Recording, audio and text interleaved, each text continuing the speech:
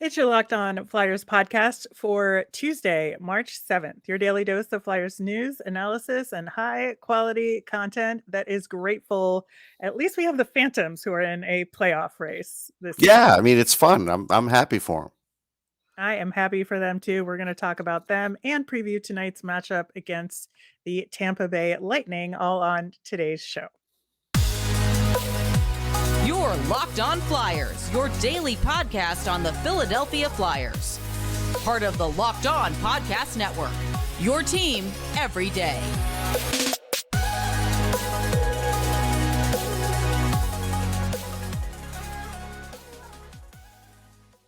Hey there, I am Rachel Donner. You can find me on Twitter at rmiriam. I'm here as always with Russ Cohen, who is on Twitter at Sportsology. Thanks for making us your first listen every day. You can follow the show on Twitter and Instagram at Locked On Flyers. That is where we post about our episodes, Flyers news, all that good stuff. You can email the show at lockedonflyers@gmail.com. We've got a mailbag coming on tomorrow's episode, so get those questions in.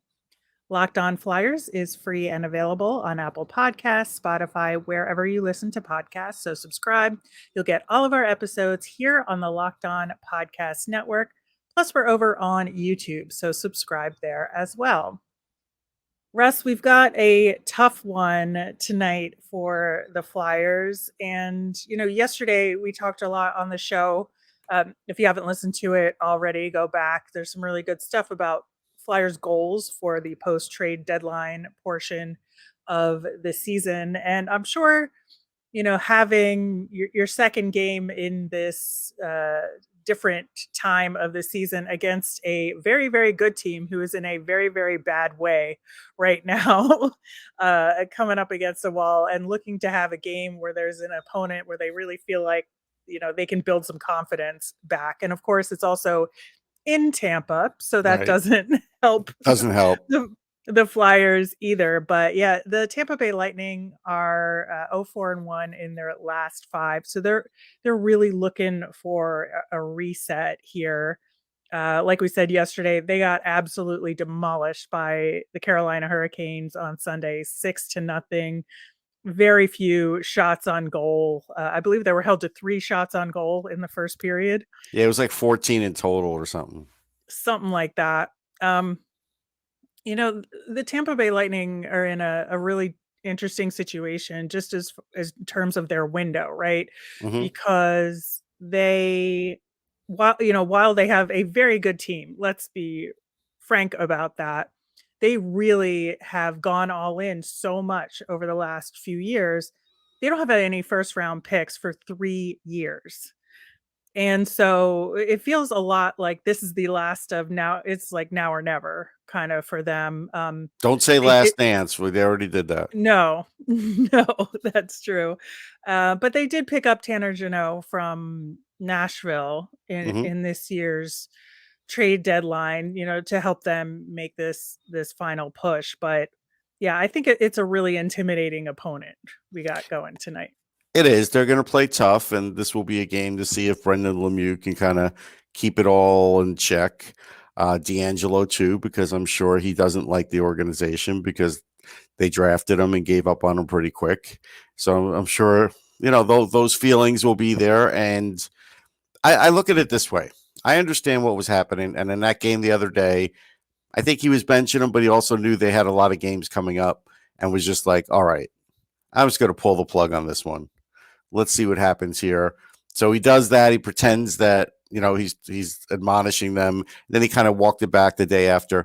Really, Cooper is all about mind games, especially with the opponents. And so I think he's just trying to do that with his guys now and just Right. not having them be comfortable as they head into the stretch here, because he probably feels like if they're comfortable, they're never going to give him that on-edge effort that he's going to need to make it all the way through the Stanley Cup. Like, look, I was wrong. Preseason, I thought these guys the window might be shut, and they extended it. So right now they're running on fumes a little bit, but again, they are going to want to get back on track, and the guys will do that. I don't know if Victor Hedman will be in this game. I'm going to say probably not, but I don't think he's going to be out that long. He did try and skate after he fell down, and he stayed out the rest of the game. So if you think about guys that have been missing from some of these games, it's understandable. Now, at end of the day, though, one of those games Elliot was in. So again, sometimes that's the mop up duty that you want the backup to do. The home game probably will have Vasilevsky, and they're going to try. Whoever's playing is going to try really hard. So this will be a much harder game for the Flyers and a very physical one. Maroon used to be a Flyer, and the Flyers gave up on him.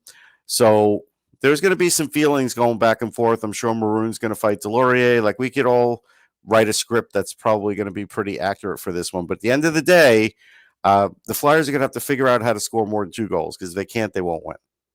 Yeah. If you look at this 5-game stretch, Braden Point is the only one that had significant scoring on their forward side. He had 4 goals, and Alex Killorn had 2. But, from everyone else, there was only 1 goal. From their entire defensive group, they only had 1 goal in those 5 games. And it's really been scoring that has been the problem for them. And, that comes from quality shot attempts, right? Mm-hmm. And they're just not getting those. And if you look like at natural stat trick and look at the trends, you can see like a downturn on their Corsi and goals, goals for above expected and goals saved above expected. It's all trending down, but it's because Tampa has been doing worse, not that their opponents are playing better necessarily against them. And that's been a huge problem over this stretch. Yeah, well, I'm sure Tampa's preparing for the 11-7, and I'm Tampa's got very good speed. Guys like Point will give the Flyers fits, and Colton will give them a hard time. He does well against them. Kucherov, of course, all those guys. So I don't care what their stats are. I know that their speed is going to be a problem for the Flyers, and especially their defense. So, the Flyers could have 8 defensemen in this game, and I'm still going to be worried about Tampa's speed. Yeah, I think that's absolutely the right approach. I really think that they're going to have to play that similar style that they did against the Oilers that worked well for them. And I don't think the 11-7 is it. I know, I agree. Frank. Yeah, I think that what they put up against the Oilers, and I think to some degree were able to do against the Rangers, like not completely, but they played at least slightly better in that game. But if they can somehow like rebottle whatever they did against Edmonton, that's really the way to play a team like Tampa. I mean, Tampa's going to have the last change. You don't want to put them on the power play, obviously. They're going to be cheating going over the boards. They always do that. So these are things that, the Flyers are going to have a hard time combating as the road team. Yeah, I think so as well. I'm hoping that Tanner Lazinski has, some good opportunities in this one to show what he can do with some 2-way play, because I think that'll bode well for him. And then, I do worry about if they throw out the 7D again. Oh, yeah. Which is likely. But I just feel like adding Braun in the mix doesn't help from the speed perspective at all. And so the only thing that it could potentially help is having fresher legs to go up against that speed. But if you can't match it, what's the point? Yeah, and don't put Lemieux on the second line. I don't think it's a good idea against Tampa with their top 6. I just think put him on the third line, let him play with Hayes, mix it up. I mean, it's really, let's just point out that it's bad that Kevin Hayes is playing like third line center, okay? If the Flyers are truly hoping to trade him in the summer, a third line center making what he makes, not going to be an easy deal. So, as an example, we've been seeing all this stuff about, hey, Columbus is interested. Columbus will be interested because they will give the Flyers a bad contract back in return. That's why they'll be interested, and maybe the Flyers will get 1 year less of term on this. But, that's what they're going to do. Don't think it's anything else. Exactly. Well, I think it'll be a real interesting one tonight. I'm actually very curious to see how Tampa responds, going back home, to kind of forecast what their their lead up to the playoffs might look like, because I think playing the Flyers will be helpful for them. But also, I think there could be some helpful things for the Flyers as well. It just has to go right, which is a Yeah. big ask, but I think it's possible. Anything's possible, Rachel. You know that. Yes, I do know that. All right. We are going to talk about the Phantoms coming up next. They are in that playoff run, like we talked about, and we're going to get into that coming up next. The midway point of the NBA season is here, and now is the perfect time to download FanDuel, America's #1 sportsbook, because new customers can get a no sweat first bet up to $1,000. That's bonus bets back if your first bet doesn't win. Just download the FanDuel Sportsbook app. It's safe, secure, and super easy to use. Then you can bet on everything from the money line to point scorers and threes drained. I hear the Knicks are good this year. I live in New York, and that's all I hear. So maybe make some bets on the Knicks if that's something you choose to do. Plus, FanDuel even lets you combine your bets for a chance at bigger payouts with a same game parlay. So don't miss the chance to get your no sweat first bet up to $1,000 in bonus bets when you go to FanDuel.com/lockedon. That's FanDuel.com/lockedon to learn more. Make every moment more with FanDuel, official sports betting partner of the NBA. The Lehigh Valley Phantoms, Russ.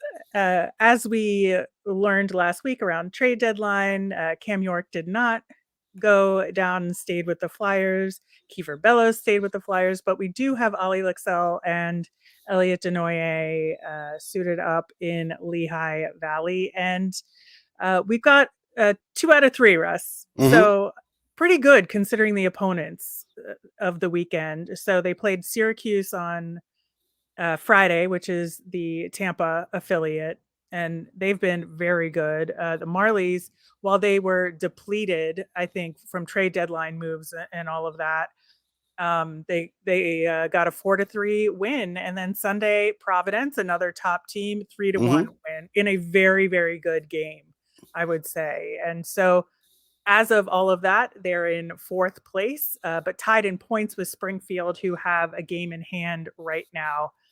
And it seems like Charlotte is ahead of the pack for that 3rd place slot. They're 7 points above the Phantoms. So the race is really going to be who is really targeting that 4 to 6 spot. And there's a current spread of 4 points between 4th and 7th place. So as of right now, it's looking really close for this home stretch of the season. Yeah, agreed. They're in a decent spot. It's, again, they're going to have to win 2 out of 3 a lot. Maybe, every week down the stretch to actually hold their spot, because they're battling a few other teams, but they're a little bit fortified. They've got the right goalie. They have the 2 other players that we talked about, so they've got a fighting chance, a puncher's chance, and that's good.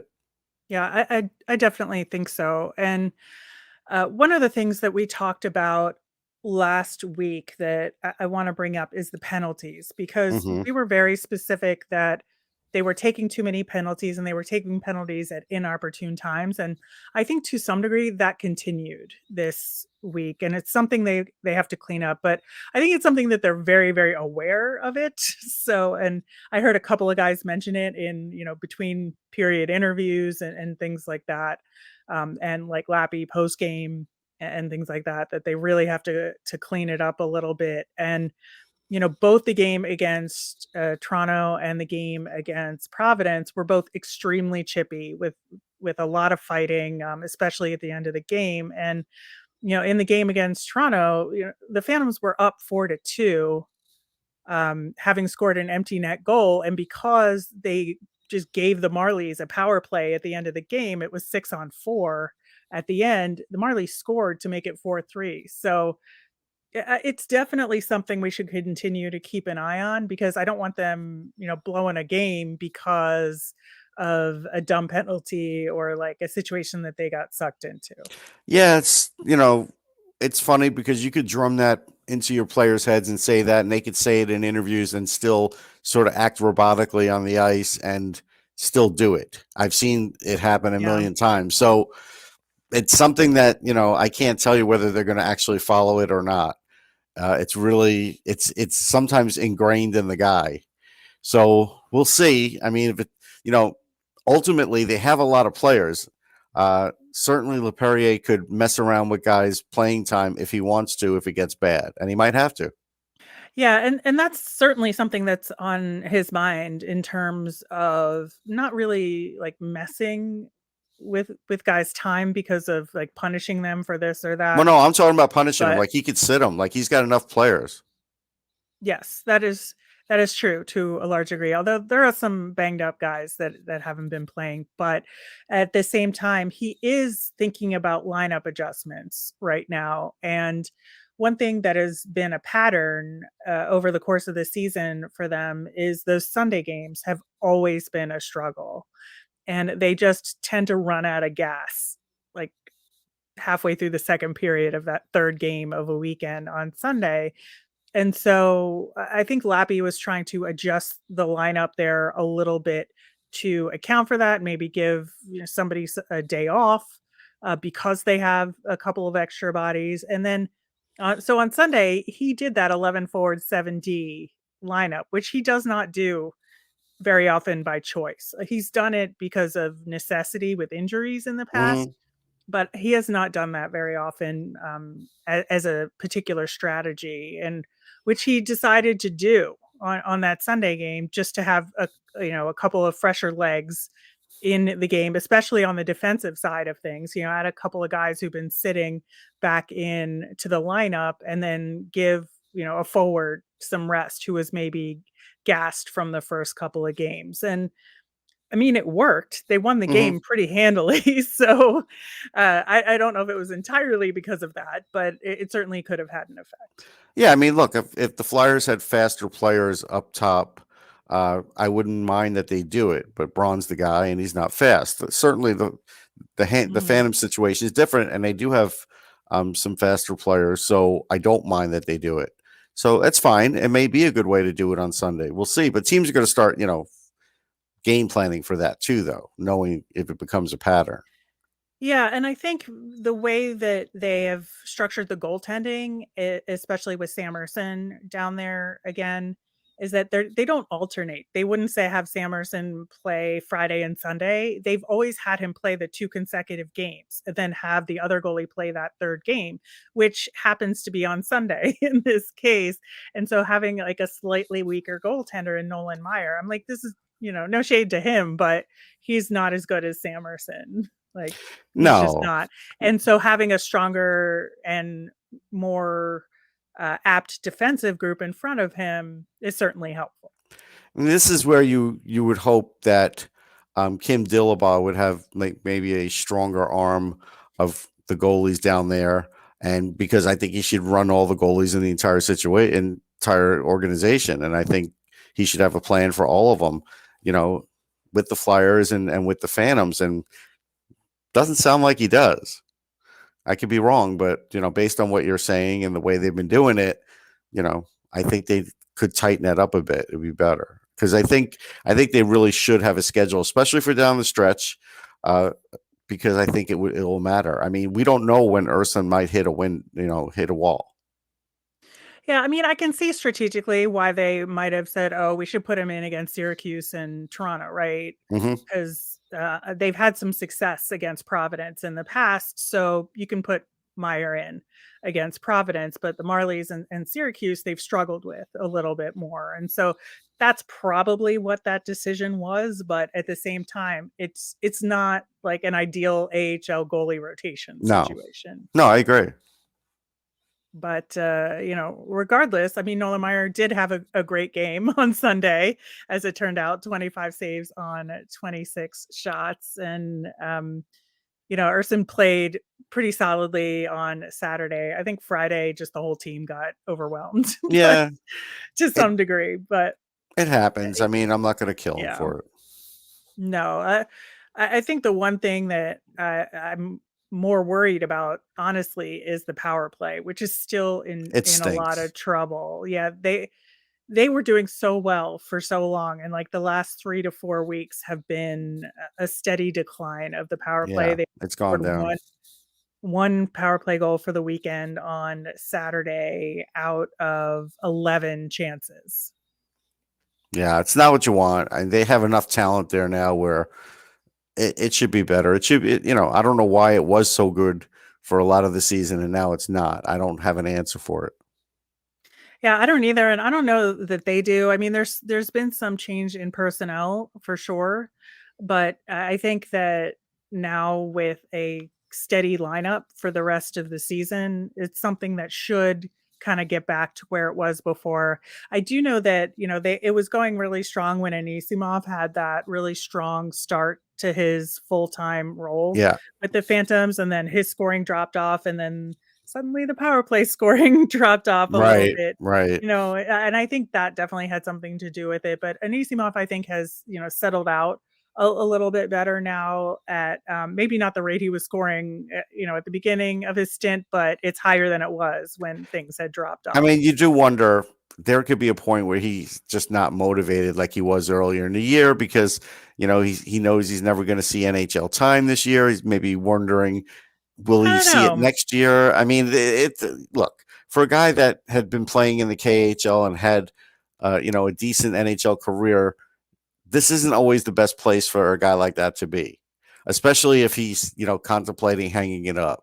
I mean, trust me, I've seen guys like this, and it could be bad. I mean, it's not been bad so far, but it could end up that way. Yeah, I mean, I'm not so sure. He seems to be a positive influence in the room, and going on a playoff run with this group might be something that's good for him as far as Maybe I'm all of going to give this. you a quick 2-bit story. So remember Pavel Brendel, former Ranger, became a Mhm. Flyer. They pumped him up. They were showing him on the skating machine. Everything was great. When it didn't work with Flyers, they sent him to the Phantoms, and just wasn't clicking. And one day I sat next to Pavel, and I'm like, "Hey, Pavel, can you chat?" He goes, "Yeah." I go, like you just didn't seem like totally into it this game. What's going on? What's happening? And he looks at me and he goes, "You know what? I'm done. Like I'm just done. I'm gonna retire." And I was like, "Oh, okay." And back then there was no Twitter, so just like I didn't report it right away. There was no place to report it right away. I was just like, "All right, take care." So, and I'm not saying Nisimov's at that spot, but there could be days where he's contemplating that. That's entirely possible. Well, we're going to get into some other players and where they're at after this week of action coming up next.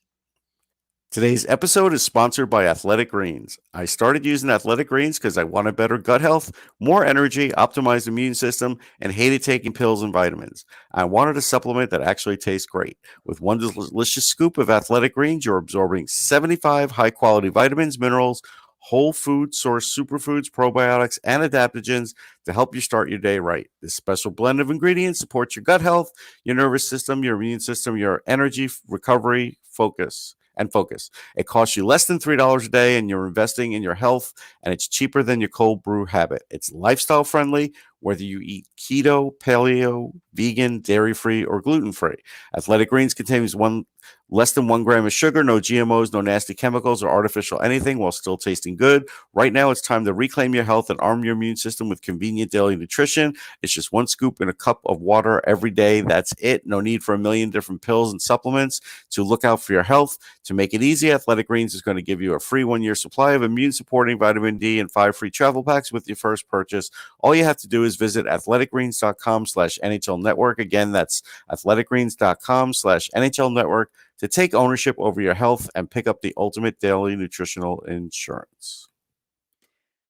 All right, Russ. So we had a pretty good week, like we were just talking about for the Phantoms, but some things to work on. And you mentioned some of the lines, and we talked about the 11 forward, 7D.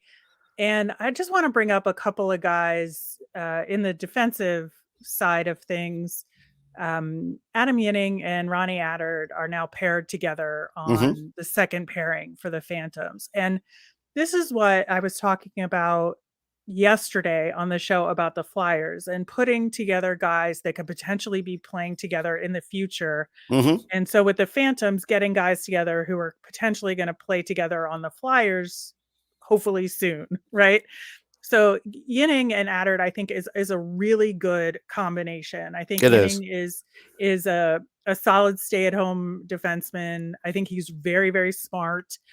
He does get involved offensively occasionally when he knows he can do it and has a pretty decent shot. Ronnie Attard is getting more and more confident, I think, from an offensive side of things. And having a guy like Yinning as his partner is perfect because it allows him to do those things and build that additional confidence that he needs, knowing that there's somebody solid that's backing him up. And this is a pairing that I want to see a lot more games of to see if it works. Yeah, I agree. I think it's got all the makings. I think I've seen Attard play enough that when he is confident, all of a sudden the shot's going and the power play work is a lot better. Even 5-on-5, sometimes he'll be a risk to pop in a goal. So all that's good. And Yinning is doing really well. And I know Chuck Fletcher mentioned him, where for 5 years nobody in the Flyers mentioned Adam Yinning, but anybody who shows any kind of promise now, Rachel, they're going to just mention him. But that doesn't mean he should be with the Flyers next year. I mean, that's that may be a bridge too far for Yinning right now, and we'll just have to see next year. Yeah, I think so. I just think that putting guys who have built like a strong season, who have Flyers potential together, is something that's really important to really see what they can do together to kind of forecast the future. I think it's pretty similar to what they've been doing pretty regularly when Olle Lycksell has been down with the Phantoms, putting him on a line with Tyson Foerster and then having Anisimov, who is a veteran, to center them, right? Because it puts them in the best position to succeed. Yeah. No, I agree. I feel bad that Wiley's kind of stuck on the third pairing. I think he's better than that, but at this point, you can't move Belpedio. No. Can't do it.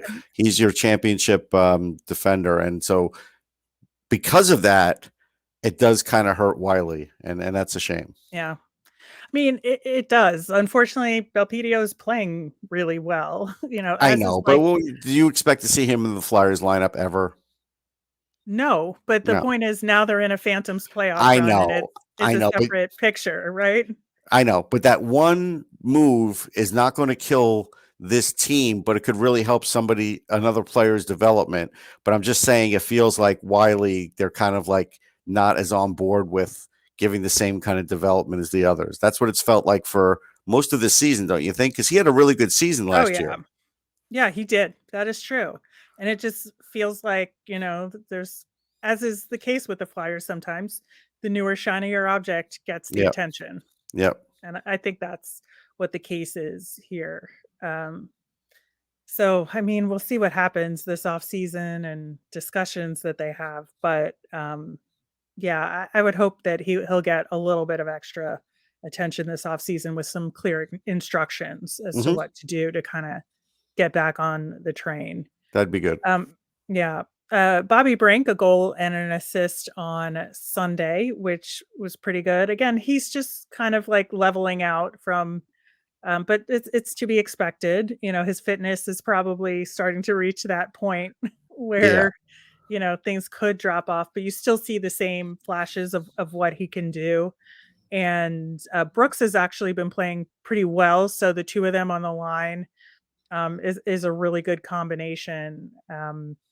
Because I think obviously putting him with Desnoyers is a mistake, right? Right. So you can't do that. So you got to split them up, and you're not going to split up that top line. So Brink, and I think from a game readiness perspective, again, because of the injury, putting him on the third line isn't going to hurt him. No, it's not going to hurt him. So, yeah, I think, there's some guys in a really good position right now. The team is in a good position to make a run. They just have to get a lot more consistent and a lot more disciplined. Yeah. I mean, those are the two of the bigger things, and get the power play working. Exactly. They've got 3 more games this week to do that. Friday at Wilkes-Barre Scranton, Saturday against Belleville, and Sunday against Utica. So some winning possibilities there, but it's going to be tough competition, especially against Utica. Oh yeah. Well, we'll see how that goes. Yeah. Wrapping things up, the Phantoms had a weekend, I guess, to celebrate the movie Slapshot, which was kind of fun. They had Dave Hansen there who dropped the puck on Saturday. And then I believe on Friday night, they had a screening of the movie with Dave Hansen there, and they kind of would stop it and he would give some commentary about Oh, that's behind the good. He's a scenes. great guy. Yeah. I've interviewed him. I've been with him at an event, an NHL event, and he's just great. He's magic, and I Yeah. love the Loves goalie. talking about the movie. He does. I love the I can't remember the guy who played Denny Lemieux, the goalie, but he was also another fun guy. Just so many great stories. We all know that they used Bruce Boudreau's apartment. It's just, all that stuff is great. It doesn't really ever get old. It does not. That'll do it for today's show. We will be back again tomorrow to recap the game against the Tampa Bay Lightning. And we'll have your mailbag questions answered. So Send it in. You can tweet us at Locked On Flyers. You can email us at lockedonflyers@gmail.com, or you can comment over on YouTube. I'm Rachel. I'm on Twitter at rmiriam. That's RMIRIAM. I'm Russ. I'm at Sportsology, SPORTSOLOGY. Thanks for making Locked On Flyers your first listen today. Now make your next listen Game to Game NHL. It's every moment, every top performance, every result. Locked On Game to Game covers every game across the NHL with local analysis that only Locked On can deliver. It's on the Locked On NHL feed wherever you get your podcasts. Have a great day, everyone.